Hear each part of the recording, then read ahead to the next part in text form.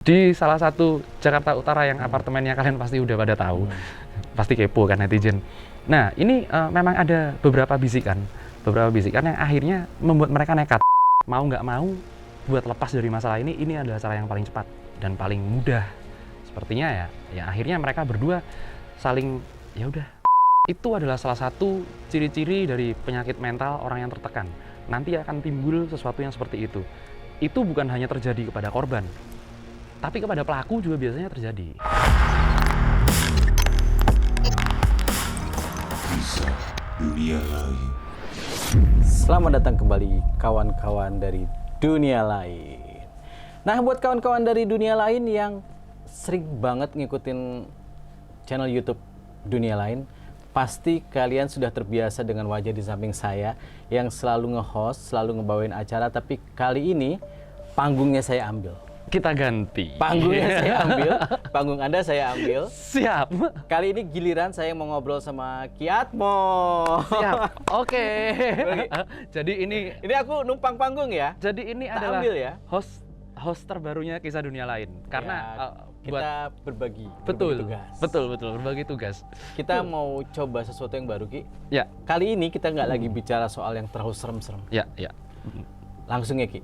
Boleh langsung aja. Aku mau tes seberapa tahu Kiatmo tentang apa yang terjadi di luaran. Mantap. Beberapa hari ini dengar kabar nggak? Ada 4 orang yang disinyalir satu keluarga bunuh diri bareng dari lantai 22 sebuah apartemen Jakarta Utara. Ya, Dengar? dengar yang di Cilincing. Mati semua. Itu dia. Kita sebut mati semua. Mati. Aku tuh agak penasaran, Ki. Kalau orang bunuh diri, biasanya tuh alasannya bisikan, pengaruh apalah gitu. Menurut Kiatmo, apa yang terjadi di Cilincing? Banyak sekali ya kalau faktor orang mau ngasih diskon nyawa. Kemudian Tadi dulu, diskon nyawa maksudnya apa? diskon nyawa itu mengakhiri hidup yang kemudian bikin nyawanya harusnya nggak habis gini. Itu kan perlu sebuah dorongan yang besar ya. Aku potong lagi boleh? Iya boleh. Silakan. Takdir, jodoh, maut, kuasa Allah kan? Iya. Betul nggak kalau itu bagian dari takdirnya dia? Itu betul, tapi dengan penjelasan. 3 statement ini semuanya benar, tapi dengan penjelasan sendiri-sendiri. Kalau saya sendiri memahami kalau jodoh mati, kemudian rezeki ini di tangan Tuhan, ini adalah fitrahnya. Kalau jodohnya ya laki-laki dan perempuan. Kemudian fitrahnya kalau rezeki, kalau dicari pasti dapat rezeki. Dan mati yang di tangan Tuhan ini adalah kalau nyawa atau rohnya terlepas dari badannya. Kalau seumpamanya ditakdirkan dan kemudian ditakdirkan dengan kematian yang seperti itu ya, nggak adil banget kalau Tuhan menakdirkan orang melakukan dosa terbesar. Betul. Bunuh diri itu nggak adil. Karena Jadi nggak mungkin juga Tuhan memberi sesuatu yang buruk ya. betul. Jadi fitrahnya adalah seperti itu. Kemudian cara menjalaninya adalah terserah individu masing-masing. Balik ke kasus, apa penjelasannya? Siap. Untuk kasus yang di Cilincing ini ya, satu keluarga, 4 orang bersama-sama melakukan hal yang ini kalau orang nggak nekat, nggak mungkin berani melakukan hal seperti itu. Saya rasa banyak ya faktor-faktor yang mendasari hal seperti itu bisa dilakukan. Contohnya salah satunya adalah pastinya adalah tekanan hidup. Karena zaman udah mulai berubah, nggak seperti dulu lagi. Di beberapa kasus dari tekanan hidup ini akan muncul banyak hal seperti bisikan setan. Nah, apalagi kita lagi syuting bulan Ramadan. Orang bilang setan dikurung lah bulan Ramadan. Diikat. Diikatnya di mana? Nah, itu dia. Sebenarnya kan Jawab dong. Ada kan di mata fisika. Betul. Setan diikat. Diikatnya di mana? Kalau yang disebut setan itu penampakan, ya nggak ada. Bukan di pohon jambu lah yang jelas. Artinya bukan seperti itu. Bukan Ya seperti kan? itu. Oke, lanjut. Penjelasannya setan diikat bukan jin-jin Diikat atau di pohon gitu-gitu. Iya. Itu buku yang Iya. siksa neraka itu kan. Yang kuping ditajuk, wah tembus. Iya. Setrika orang. Iya. Itu nggak seperti itu. Jadi kalau banyak lah teman-teman kita yang masih melihat penampakan di bulan puasa. Tapi setan yang diikat itu harusnya ya diikat di jiwanya orang yang sedang menjalankan puasa. Oke. Di kasus Pluit. Di kasus Pluit ini di salah satu Jakarta Utara yang apartemennya kalian pasti udah pada tahu. Pasti kepo kan netizen. Nah, ini memang ada beberapa bisikan yang akhirnya membuat mereka nekat. Tapi kalau saya rasa ya, saya lihat beberapa kali profilnya para almarhum, Sekeluarga loh mereka. Sekeluarga 4 orang itu keputusan yang sulit. Karena kan sebenarnya yang bermasalah kalau satu keluarga itu ya nggak mungkin semuanya bermasalah dong. 2 anak itu pasti tidak bermasalah. Itu dia. Dan mau nggak mau, kalau sebagai orang tua ya berpikirannya daripada ini anak-anak nanti nanggung beban, sekalian lah. Agak miris ya, karena dari beberapa kanal berita yang aku baca, di CCTV itu terlihat bahwa di lift si laki-laki dewasa, saya belum tahu itu ayah atau apa gitu ya, sempat memeluk semua anggota keluarganya, mencium, mengumpulkan handphone, dan akhirnya mereka memutuskan bersama-sama melompat. 2 terikat dan satu lagi terikat tapi putus gitu ya. Iya. Ki, bisa ceritain nggak apa kondisi orang yang memberanikan diri untuk yuk kita melakukan ini yuk?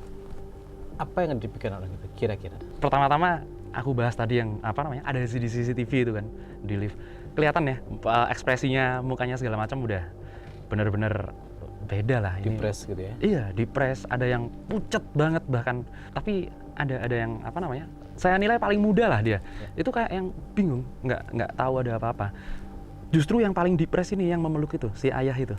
Si ayah itu ngerasa kalau aduh ini keputusan udah bulat, mau nggak mau harus dilakukan saat itu juga. Karena ya pasti takut lah. Kalau nunda-nunda lagi, masalah nggak akan selesai-selesai. Apalagi kalau dilihat dari auranya, ke-4 orang yang ada di lift itu, 2 orang udah nggak karu-karuan sih. Takut atau tertekan, penuh dengan tekanan. Mungkin ya zaman sekarang siapa sih yang hidupnya nggak ada tekanan ya? Semua kita punya tekanan. Cuman berarti kejadian ini kan dilakukan dengan sadar ya? Dengan sadar. Oke, kalau orang melakukan dengan sadar, berarti kan pertimbangannya bukan kayak bangun tidur, oke, ntar sore gue bunuh diri nggak kayak gitu kan? Nggak bisa. Butuh waktu panjang untuk memikirkan itu. Betul. Pertanyaan berikutnya adalah, sebagai suami istri, pasti diskusi dong. Mah, kayaknya kita udah nggak sanggup, Mah. Atau, Mah, aku kok denger ada suara-suara kita harus makin hidup deh, Mah. Diskusi-diskusi itu menambah beban si istri pasti. Kenapa tidak ada perlawanan? Apakah si lelaki begitu mendominasi atau gimana? Itu ya, kalau namanya orang sedang dalam tekanan yang luar biasa. Seperti kemarin ada keluarga di Jawa Timur, Malang. Satu keluarga minum racun kan waktu itu. Itu memang beban yang dialami, ya namanya suami istri ya, beban yang dialami serupa. Jadi mereka nggak tahu udah jalan keluar kemana. Satu-satunya saling karena semua jalan udah dilakukan. Mungkin bagi mereka ini sudah semua upaya mereka lakukan. Akhirnya ya saling meyakinkan udah nggak ada lagi. Mau nggak mau buat lepas dari masalah ini adalah cara yang paling cepat dan paling mudah. Sepertinya ya akhirnya mereka berdua saling ya udah. Kalau terdengar bisikan-bisikan itu tadi, terdengar bisikan-bisikan entah bisikan gaib lah ya, kita bilang bisikan gaib. Itu adalah salah satu ciri-ciri dari penyakit mental orang yang tertekan. Nanti akan timbul sesuatu yang seperti itu. Itu bukan hanya terjadi kepada korban, tapi kepada pelaku juga biasanya terjadi. Seperti itu. Sampai saat ini kan polisi belum merilis penyebab kematiannya. Maksudnya sampai syuting ini dilakukan ya, belum dirilis sama kepolisian. Boleh nggak aku bilang kalau misalnya gini, sang ayah atau sang suami mendapat bisikan bahwa gaib tadi, kalau mau begini, mau begitu, harus begini. Jadi bukan karena tekanan apa-apa, tapi karena memang quote unquote bisikan gaib. Kan sekarang orang model-model tuh, ada yang kemarin ada ngebunuh anaknya dengan 24 tusukan atau berapa dengan alasan bisikan gaib. Sekarang aku tanya sebagai seorang yang paham di bidang itu, ada nggak sih istilah bisikan gaib? Bisikan gaib ada. Bisikan gaib memang terjadi nggak di kasus ini? Kalau untuk di kasus ini, dari yang kita lihat footage-nya ya, kita lihat jejak-jejaknya, tanpa mendahului proses proses hukum segala macam penyidikan, kayaknya untuk bisikan gaib enggak. Ini lebih ke putus asa. Lebih kepada putus asa. Entah kalau ada konsumsi sesuatu sebelumnya untuk karena ini nggak simpel. Orang buat mengakhiri hidup ini benar-benar nggak simpel. Tapi di beberapa kasus memang ada yang mengaku mendengar bisikan gaib. Bahkan bukan cuma gaib. Ada salah satu sekte di Amerika yang minum obat barengan mati semua. ratusan orang. Itu nggak perlu dibisikin ya? Itu nggak perlu dibisikin. Diumumin, ayo minum Diumumkan. obatnya, Iya. benar, selesai. Itu kan, itulah berbahayanya keyakinan manusia ya, berbahayanya keyakinan manusia.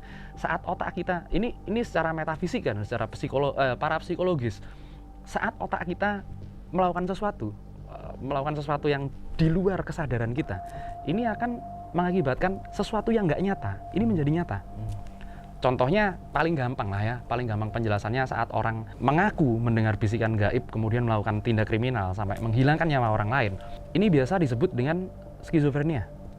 Skizofrenia mendengarkan Seolah-olah suara-suara. mendengarkan. Bahkan bisa melihat kan, Oke. bisa melihat ada sosok yang mau ngapain gitu. Nah itu memang benar seperti itu. Itu bagian dari otak kita. Ada yang salah di otak kita. Gampangnya kalau kalian mau nge-cheat otak kalian ya, ini ada metode gampang banget buat nge-cheat atau ngakalin otak kita. Kacamata hitam itu adalah salah satu cara kalau dipakai di pantai. Bandingin orang yang nggak pakai kacamata hitam sama yang pakai kacamata hitam. Yang kena sunburn, yang kena kulitnya terbakar matahari, itu malah orang yang pakai kacamata hitam. Karena nanti matanya dia tertipu. Yang mengakibatkan zat melatoninnya buat melindungi kulit ini nggak jalan. Semudah itu otak ditipu Saya sebenarnya. pikir ada metode lain sih. Aku pernah dengar pakai kacamata hitam, Hah? jaket, Hah? duduk di perempatan jalan di atas motor megang handphone.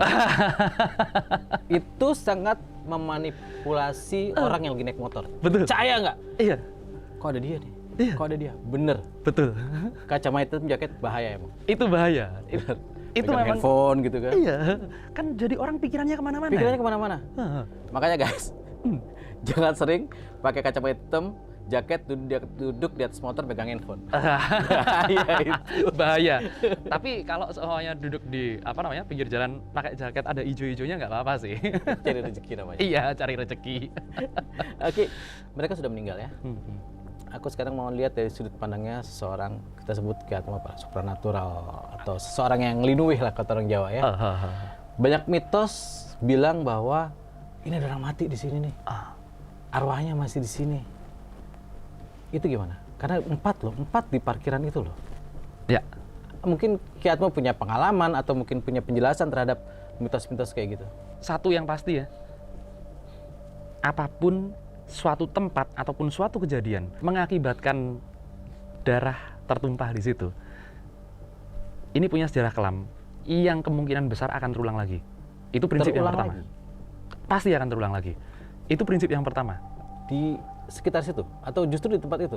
Di tempat itu persisnya. Oh, Ya, ini buat saya merinding. itu memang kalau orang-orang zaman dulu di tempat-tempat seperti tempat peperangan, tempat pembantaian, kemudian tempat orang meninggal pun ya zaman dulu, tempat orang meninggal secara biasa ini akan menjadi tempat yang kalau istilah Jawanya sereng lah, sereng itu angker lah. Yang paling serem adalah tempat orang melakukan bunuh diri. Di apartemen tuh kejadian tuh, Nah, 4 orang. 4 orang. Itu gimana Ki?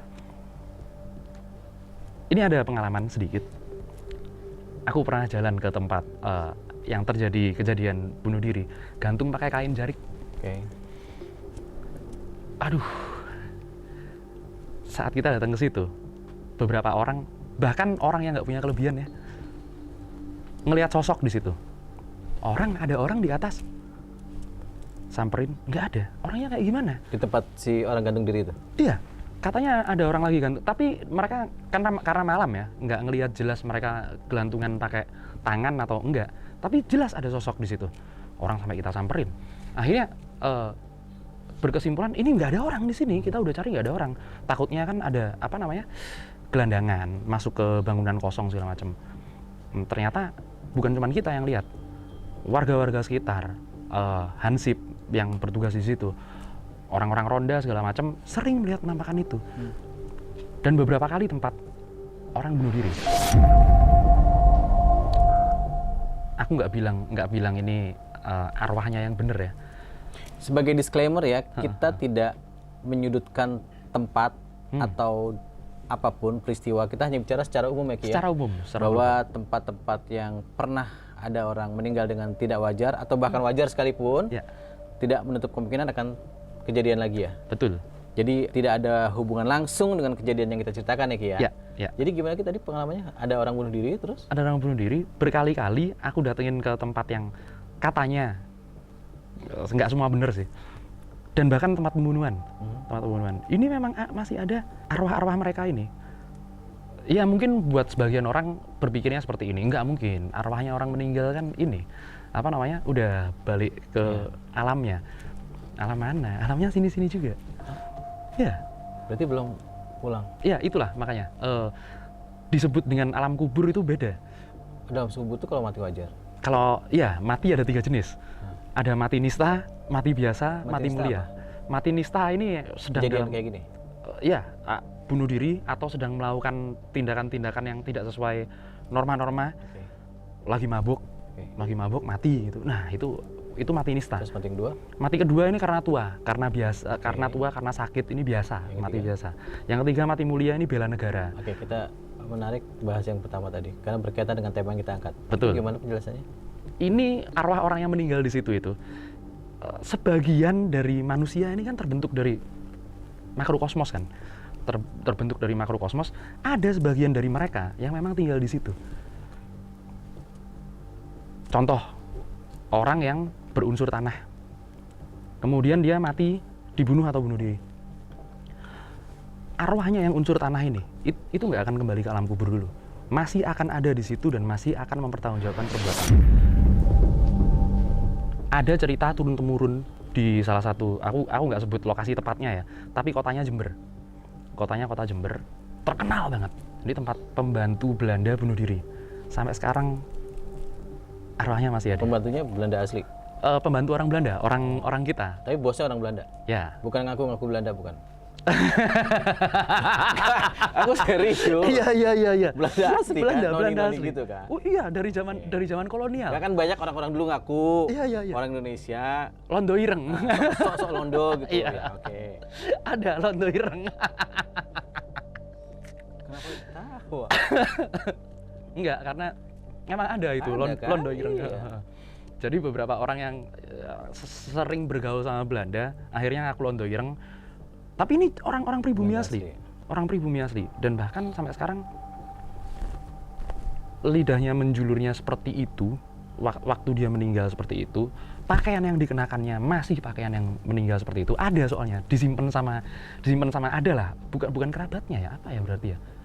Ya pokoknya orang-orang yang tinggal di sekitar situ.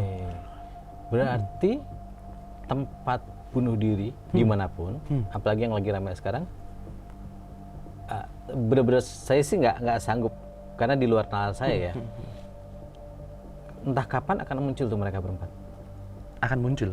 Kalau menurut pengalaman yang sudah akan muncul, malah mungkin dulunya tempat itu pernah ada kejadian serupa. Bisa jadi mereka yang mengulang kejadian sebelumnya. Betul, seperti itu. Oh, ini menarik sebenarnya. Ternyata bisa jadi mereka mengulang. Aku juga punya cerita, Ki. Saya tinggal di daerah Taman Mini, daerah Bambu Apus namanya. Ya. Di belakang rumah saya persis itu sekitar 500 meter di belakang rumah saya itu ada kebun singkong pada zamannya. Pada zamannya. Di situ terjadilah pembantaian satu keluarga. Dibantai, 4 orang mati. Dibantai, dibacok, diparang gitu meninggal. Itu, wah rame banget. Ini kejadian benar. Terus, saya sih nggak pernah nemu. Tapi teman-teman saya atau orang-orang yang saya kenal kalau pulang malam tuh sering, gue ketemu keluarga ini nih, kepalanya udah nggak ada.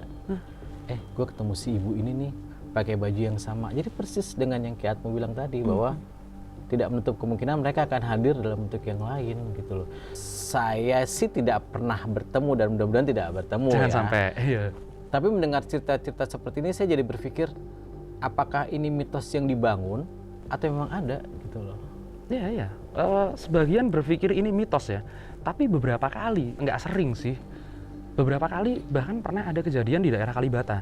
Itu kalau orang sering nonton konten-konten horor, penelusuran segala macam, itu pasti tahu lokasinya. Ada penembakan di situ. Pas waktu itu lewat nggak sengaja berhenti. Kok kayaknya ada yang aneh ya di sini ya? Sampai aku bisa tunjukin, ini rumah ada di sini nih. Ini rumah ada di sini.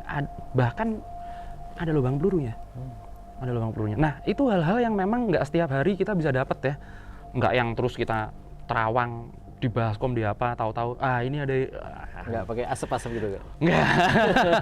Saya pakai asap baskom gitu. Itu Ada baskom, ada ayamnya, ada santan gitu. Kan mau lebaran. kayak mau lebaran opor. Itu zaman Belanda itulah. Orang-orang Belanda, zaman-zaman Belanda itu. Ki, itu kan apartemen ya? Atau ya katakanlah mall atau hotel atau apapun tempat orang bunuh diri. Itu kan tempat usaha, tempat bisnis. Ada ngaruhnya nggak? Ngaruh dong pasti. Apa? Jadi ramai pemberitaan? Iya. Pertama ramai pemberitaan. Oke. Yang kedua orang jadi serem. Yang ketiga malah bisa berpengaruh bagus. Ingat kerusuhan 9798 nggak? Ingat, Mall Klender. Klender, ya. Dan sekarang jadi boom kan, jadi bagus kan? Bagus kan? Padahal waktu itu kabarnya yang mati banyak di dalam. Tumpuk-tumpukan kebakar kan itu Tapi sekarang orang-orang. megah kan? Ah, Nah, aku tanya, pengaruh tadi kan luas, bisa positif, bisa negatif. ya. Di tempat-tempat yang pernah terjadi hal-hal seperti itu, apakah memberi pengaruh buat tempatnya?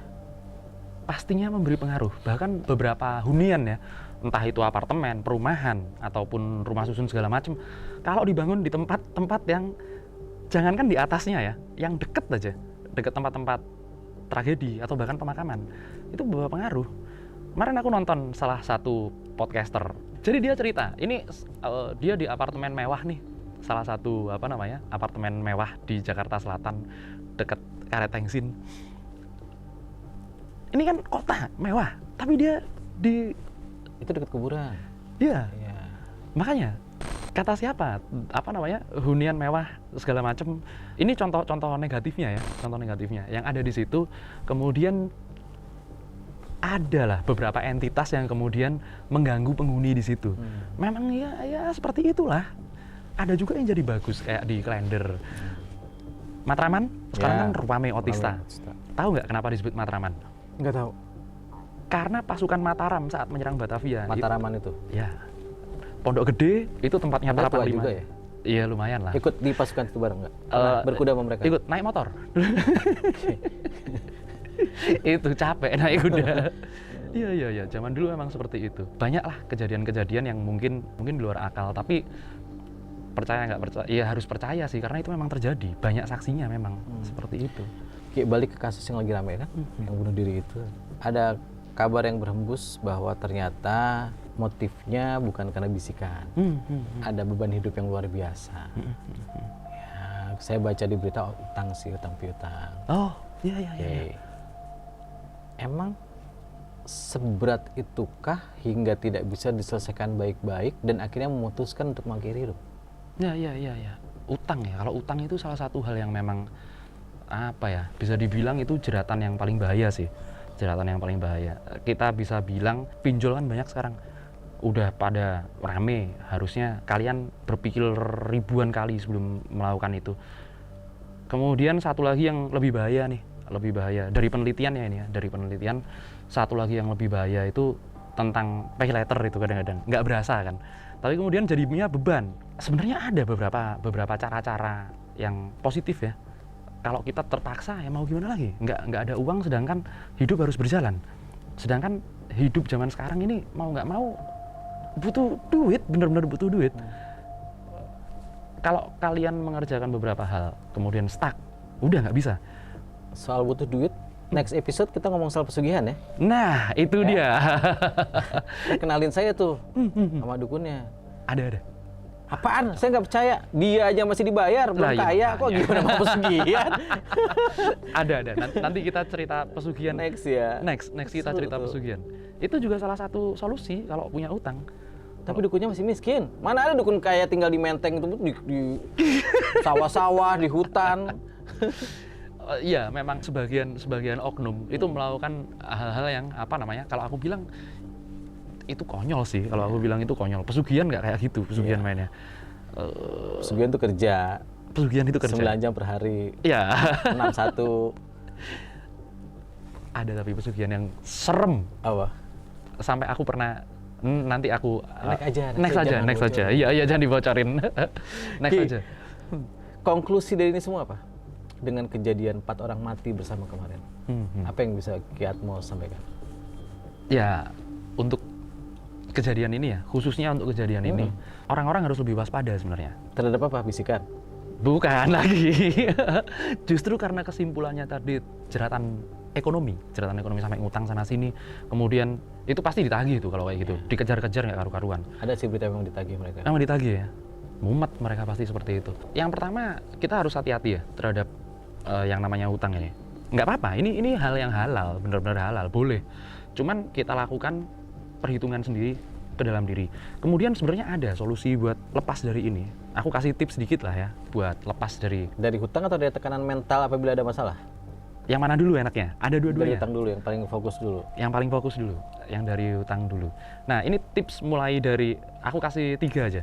Mulai dari yang paling normal sampai yang paling Abnormal. abnormal. Yang paling normal adalah, percaya atau nggak percaya, kalian harus selalu nyimpen mata uang terbesar yang ada di negara kalian di entah tempat penyimpanan uang, dompet biasanya. Oke. Jangan pernah dipakai, jangan pernah dibelanjakan walaupun itu terpaksa. 1 lembar itu. 1 lembar itu. Kalau bahasa sekarang kunciannya lah ya. Ya, kunciannya. Pokoknya di dompet harus ada 1 lembar itu. Ya. Ini didapat dari Nggak perlu dirapal, nggak perlu dimantra, nggak perlu diasap-asapin, nggak perlu kan? nggak perlu. Simpennya di situ. Simpen aja di situ, syaratnya 1. Kalau bisa jangan diambil dari ATM. Dari mana duitnya kalau gitu? Kalau bisa dikasih dari hasil berniaga yang halal. Dikasih orang nih, dikasih orang. Wah, ini dikasih orang. Nah, gitu kira-kira. Saya mau jual handphone saya ke Kiat. Oh ya. Saya masuk gitu. Bisa. Nah, kalau kita udah dapat hasil berniaga atau hasil Oke. jasa kita, itu Yang lain boleh dipakai. silakan. Sisakan 1 lembar aja. Jangan pernah dipakai. Sampai kapanpun. Sampai kapanpun, jangan pernah dipakai. Oke. Bagus tuh. Itu nanti bakalan jadi berkah yang mengalir terus ke kita. Bukan berarti nambah kan? Enggak dong. Ada Itu saja berkahnya ya. bohong. Kalau penggandaan uang itu semuanya bohong. Ada triknya. Kalau ada penggandaan uang, inflasi Indonesia. Iya. Langsung inflasi. Terus. Yang kedua agak aneh dikit. Ada beberapa mata uang kuno. Ada beberapa mata uang kuno yang memang ada fungsinya. Tapi nggak sembarangan. Next kita bahas karena saudara saya pernah gila gara-gara nyari mata uang Tuh kuno. kan. Tapi nggak usah sekarang. Nggak usah sekarang. Oke, terus mata uang kuno. Terus? Mata uang kuno. Yang ketiga, ini Mata uang kuno diapain? mata uang kuno. Kita simpan di rumah. Nggak di dompet. Enggak di dompet boleh, tapi di rumah biasanya dikasih casing khusus tempat. Ini mulai klinik nih. Karena ada ininya. Jangan sekarang. Jangan sekarang, Oke. ya. Terus? Itu nggak sembarangan. Komen ya. Tadi mau pesugihan dulu, Heeh. mau mata uang kuno, Mata uang. atau apa tadi yang mesti kita spend tuh? Sama satu lagi habis ini. Iya. Ini super mistis kalau Oke. yang ini. Yang terakhir ini super mistis. Kita pakai doa tertentu. Doa tertentu yang nanti kalau kita baca beberapa kali doa itu, kita bakalan ketemu sesuatu tuh. Apa tuh sesuatu? Makhluk lain yang bukan manusia Yang akan menemui kita. dan Kemudian bilang sama kita, kamu mau dibantu. Kalau kamu mau dibantu, resikonya besok. resikonya besok. Di komen. Terus Iya. solusi untuk berdamai dengan tekanan hidup yang menimpanya. Cara orang berdamai dengan tekanan hidup, samalah ya dari solusi yang paling masuk akal dulu. Sharing. Sharing ini penting banget. Kalau kalian merasa dalam tekanan dan kemudian nggak ada solusi, cobalah ngobrol dengan orang lain. Atau malah kalau udah dalam tahap yang blown up, burn out, ngobrol sama, Kiatmu. ya boleh lah, profesional. Tarif ada ya? Oh iya, lu curhat lah. Enggak, ngobrol sama ini aja kalian. Sama yang profesional aja. Psikolog yang bagus. Oke. itu lebih mahal dari aku sih. Nah, itu berbagi, karena saat kita berbagi kita akan menyebarkan energi mereka, dan kita nanti saling bertukar.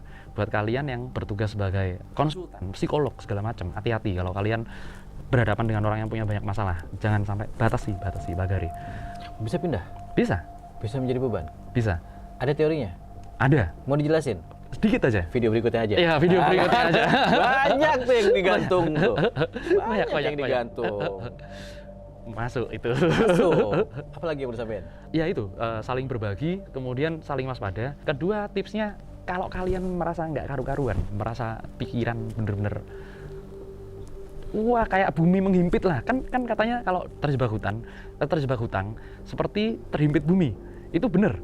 Itu memang bener seperti itu. Yang bisa kalian lakukan adalah mandi air dingin, berendam, seperti itu. Karena nanti Di tempat spa nggak? iya itu malah bikin masalah baru itu. Kalau di tempat spa mandinya ya hangat ya? Iya. Saya salah spa saya berarti.